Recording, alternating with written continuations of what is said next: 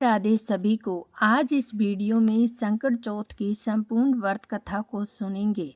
अगर ये कथा आपको पसंद आए तो लाइक शेयर और कमेंट करना ना भूले और कमेंट बॉक्स में ओम गणेशाय अवश्य लिखें।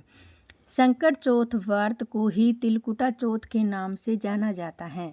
दरअसल इस दिन भगवान गणेश को तिल से बनी चीजें अर्पित की जाती हैं, जिस वजह से इस व्रत का नाम तिलकुटा पड़ा। अब सुनते हैं कथा।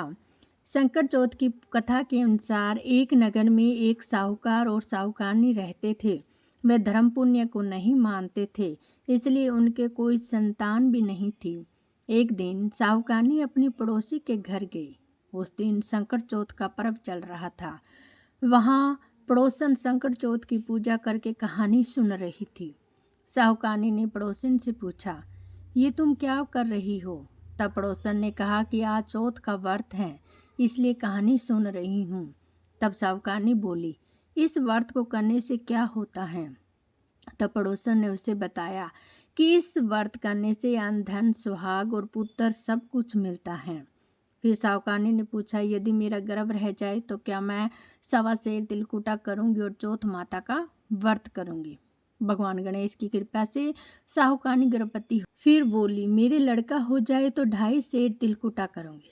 कुछ दिन बाद उसके लड़का ही हुआ। उसके बाद साहूकारनी बोली कि हे चौथ भगवान, मेरे बेटे का विवाह हो जाए तो 5.25 सेर का तिलकुटा करूंगी। कुछ वर्षों बाद उसके बेटे का विवाह भी तय हो गया और बेटा विवाह के लिए चल दिया, लेकिन उस साहूकारनी ने तब भी तिलकुटा नहीं किया।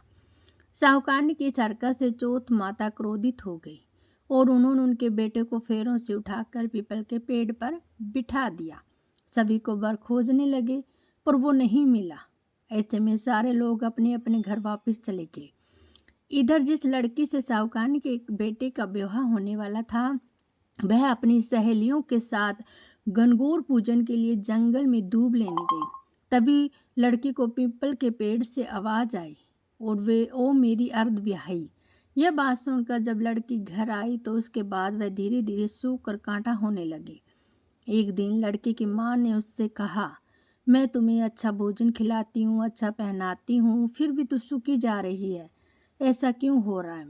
तब लड़की बोली कि जब भी मैं दूब लेने जंगल जाती हूँ तो पीपल के पेड़ से किसी आदमी की आवाज़ सुनाई देती है।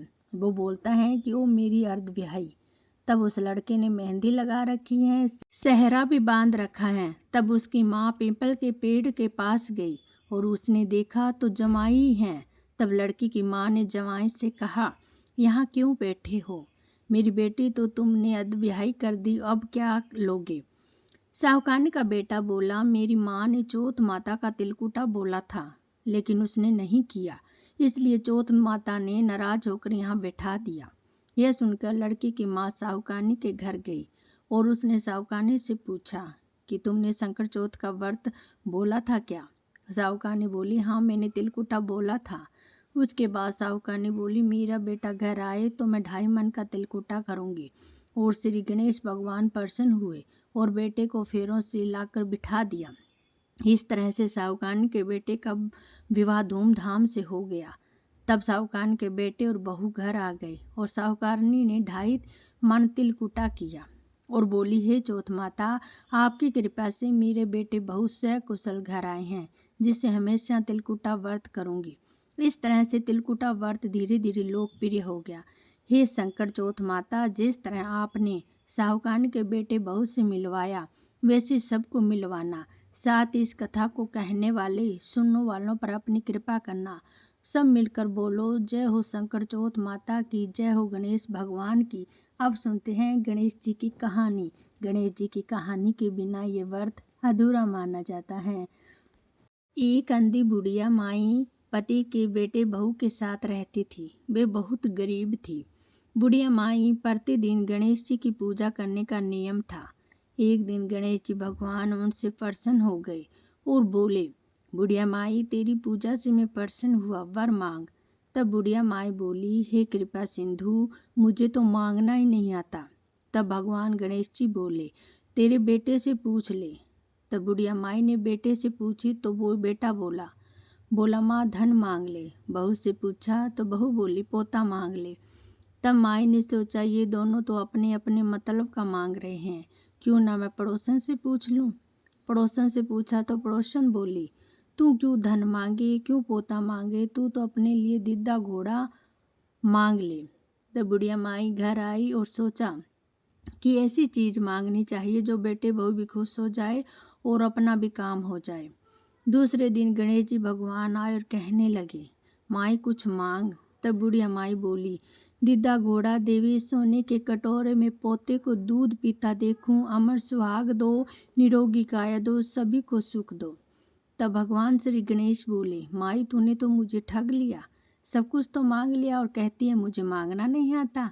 पर ठीक है तथास्तु कहकर भगवान श्री गणेश अंतर्ध्यान हो गए और बुढ़िया माई के सब सुख हो गए। हे गणेश जी महाराज, जैसे बुढ़िया माई उसके परिवार को दिया वैसे धन के भंडार सबका भरना भरना। ओम गणपति नमो नमः, ओम गणपति नमो नमः, ओम गणपति नमो नमः। जय हो गणेश भगवान की, जय हो चौथ माता की। गणेश जी की एक और प्यारी सी कथा है। एक गांव में माँ बेटी रहती थी। एक दिन वह अपनी माँ से कहने लगी कि गांव के सब लोग गणेश मेला देखने जा रहे हैं, मैं भी तो मेला देखने जाऊंगी। माँ ने कहा वहाँ बहुत भीड़ होगी, गिर जाओगी, चोट लगेगी। लड़की ने माँ की बात न सुनी और मेला देखने चल पड़ी। माँ ने जाने से पहले बेटी को 2 लड्डू दिए और 1 घंटी में पानी दिया। माँ ने कहा एक लड्डू तो गणेश जी को खिला देना और थोड़ा पानी पिला देना, दूसरा लड्डू तुम खा लेना और बचा पानी पी लेना। लड़की मेले में चली गई। मेला खत्म होने पर सभी गांव वाले वापस आ गए, लेकिन लड़की वापस नहीं आई। लड़की मेले में गणेश जी के पास बैठ गई और कहने लगी 1 लड्डू और पानी गणेश जी तुम्हारे लिए और 1 लड्डू बाकी बचा हुआ पानी मेरे लिए। इस तरह कहते कहते सारी रात बीत गई। गणेश जी यह देखकर सोचने लगे कि अगर मैंने 1 लड्डू और पानी नहीं पिया तो यह अपने घर नहीं जाएगी। यह सोचकर गणेश जी एक लड़के के वेश में आए और उससे 1 लड्डू लेकर खा लिया और थोड़ा साथ में पानी पी लिया और फिर कहने लगे मांगो तुम क्या मांगती हो। लड़की मन में सोचने लगी क्या मांगूं, अन्न मांगूं, धन मांगूं या अपने लिए अच्छा वर मांगूं या खेत मांगूं, महल मांगूं। पर वह मन में सोच ही रही थी तो गणेश जी उनके मन की बात को जान गए। वह लड़की से बोले तू अपने घर जाओ और तुम्हारे जो भी मन में हो सोचा वह सब मिल जाएगा। लड़की घर पहुंची तो माँ ने पूछा इतनी देर कैसे हो गई। बेटी ने कहा आपने जैसा कहा था वैसा ही किया और देखते ही देखते लड़की ने सोचा था सब कुछ हो गया। हे गणेश जी महाराज, जैसे लड़की को दिया वैसे सबको देना, सबके भंडार बढ़ना। हर हर महादेव। ओम गणपते नमो नमः।